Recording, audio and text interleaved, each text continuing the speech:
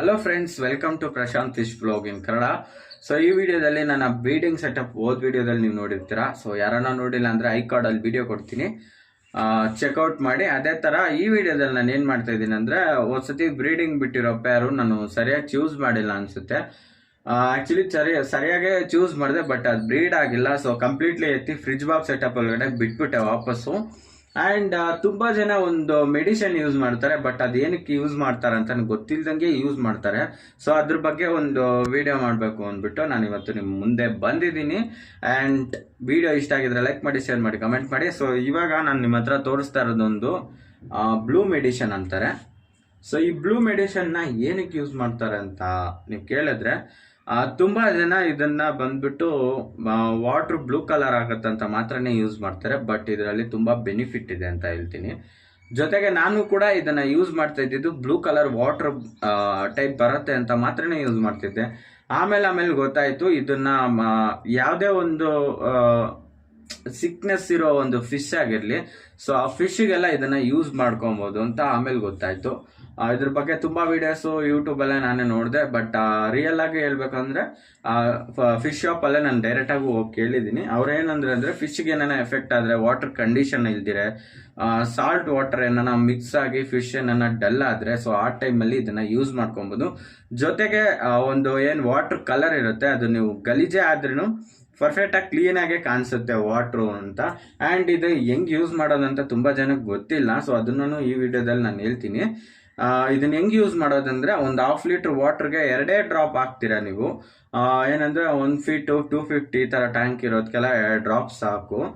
ನಿಮ್ ಕೈಯಲ್ಲಿ ಮಿಕ್ಸ್ ಮಾಡೋಕ್ಕಾಗಿಲ್ಲ ಅಂದ್ರೆ ಸೇಮ್ ವಾಟರ್ ಒಳಗಡೆ 2 ಡ್ರಾಪ್ ಹಾಕಿದ್ರೆ ಸಾಕು. ಅದೇ ನೀವು ಫಿಲ್ಟರ್ ಸೆಟಪ್ ಏನ್ ಇಟ್ಟಿರ್ತೀರ ಅದನ್ನ ರನ್ ಮಾಡಿದ್ರೆ ಸಾಕು, ಅದು ಆಲ್ವೇಸ್ ಪಕ್ಕ ಓಕೆ ಆಗಿರತ್ತೆ.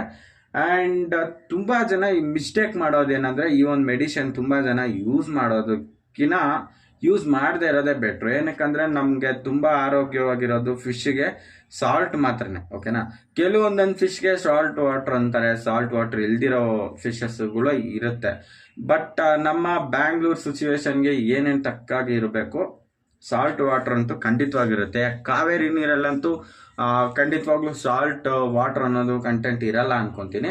ನಾನು ಎಲ್ಲ ಮೀನಿಗೂ ಫಿಶಸ್ಗೆ ಯೂಸ್ ಮಾಡ್ತಾ ಇರೋದು ಕಾವೇರಿ ವಾಟರ್, ಸೊ ಏನು ಪ್ರಾಬ್ಲಮ್ ಬರಲ್ಲ. ಅಂಡ್ ಇದು ನನಗೆ ಮೇಯ್ನ್ ಆಗಿ ಏನಕ್ಕೆ ಯೂಸ್ ಆಯ್ತು ಅಂದ್ರೆ, ನನ್ನ ಹತ್ರ ಒಂದು 18 ಇಂಚ್ ಏನೋ ಒಂದು ಶಾರ್ಕ್ ಫಿಶ್ ಇದೆ. ಸೊ ಅದಕ್ಕೆ ಫಿನ್ ಡ್ರಾಪ್ ಬಂದಿತ್ತು, ಐ ಫಿನ್ ಡ್ರಾಪು. ನಿಮ್ಗೆಲ್ಲ ಗೊತ್ತಿರುತ್ತೆ, ಯಾರೋನ ಫಿಶ್ಗೆಲ್ಲ ಫಿನ್ ಡ್ರಾಪ್ ಬರುತ್ತೆ. ಯಾಕಂದ್ರೆ ಬಿಕಾಸ್ ಆ ಫಿನ್ ಡ್ರಾಪ್ ಬರೋದಕ್ಕೆ ಕಾರಣ ಬಂದ್ಬಿಟ್ಟು, ನ್ಯಾಚುರಲ್ ಆಗಿ ನಾವು ಲೈಟ್ ಸೆಟಪ್ ಮಾಡಿದಾಗ ಮತ್ತೆ ಫುಡ್ ಏನಾನ ಡೌನ್ ಕೆಳಗಡೆ ನಾವೇನಾನ ಹಾಕಿದಾಗ ಅದು ಹೋಗಿ ಕ್ಯಾಚ್ ಮಾಡಕ್ಕೆ ಅಂಟ್ ಮಾಡಕ್ ಟ್ರೈ ಮಾಡುತ್ತೆ. ಆ ಟೈಮಲ್ಲಿ ಟ್ಯಾಂಕ್ ಹೊಡ್ಕೊಂಡೆ ಅದು ಫಿನ್ ಡ್ರಾಪ್ ಬರೋದು. ಅದು ನಮ್ಮ ಮಿಸ್ಟೇಕು ಮತ್ತೆ ಮೀನ್ ಮಿಸ್ಟೇಕ್ ಕೂಡನೆ. ಅಂಡ್ ಈ ಮೆಡಿಸಿನ್ ನಾನು ಅದಕ್ಕೆ ಯೂಸ್ ಮಾಡಿದಾಗ ಆಲ್ಮೋಸ್ಟ್ ಒಂದು 50ಗೆ ಒಂದು 20% ಕ್ಯೂರ್ ಆಯ್ತು ಅಂತ ಹೇಳ್ತೀನಿ.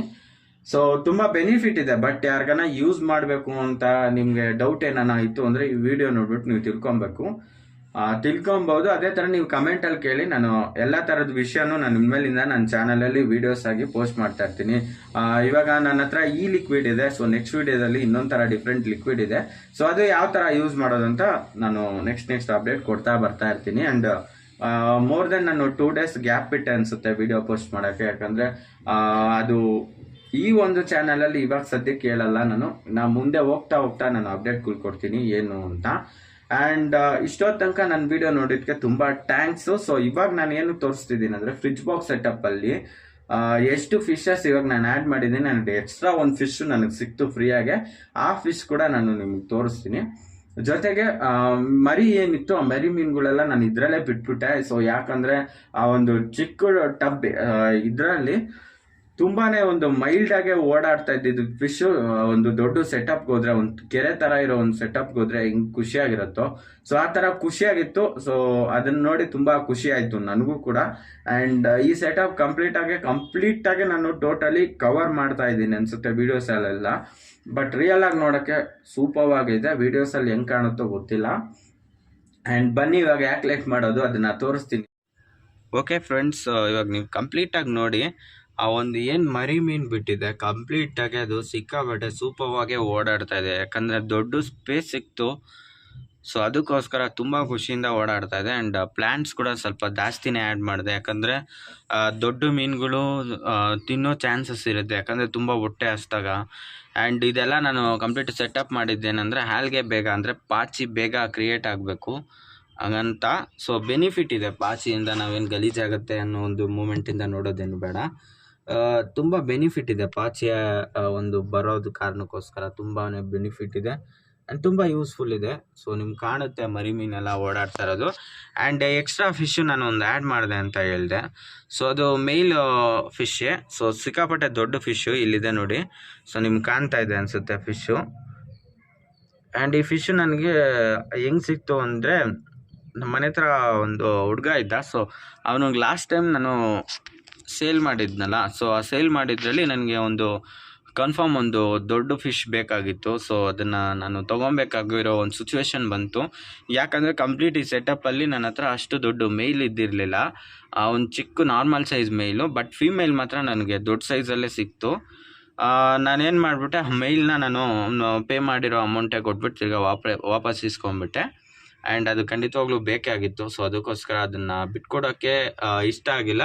ಸೊ ವಾಪಸ್ ಇಸ್ಕೊಂಡೆ. ಯಾಕಂದರೆ ಈ ಎಕ್ಸಾಕ್ಟ್ ಫಿಶಸ್ ನಮಗೆ ಇನ್ನೂ ಕ್ವಾಲಿಟಿಯಾಗಿ ಬರ್ಬೋದು ಜೊತೆಗೆ. ಆ್ಯಂಡ್ ಫಿಶ್ಶು ತುಂಬಾ ಆ್ಯಕ್ಟಿವ್ ಆಗಿದೆ.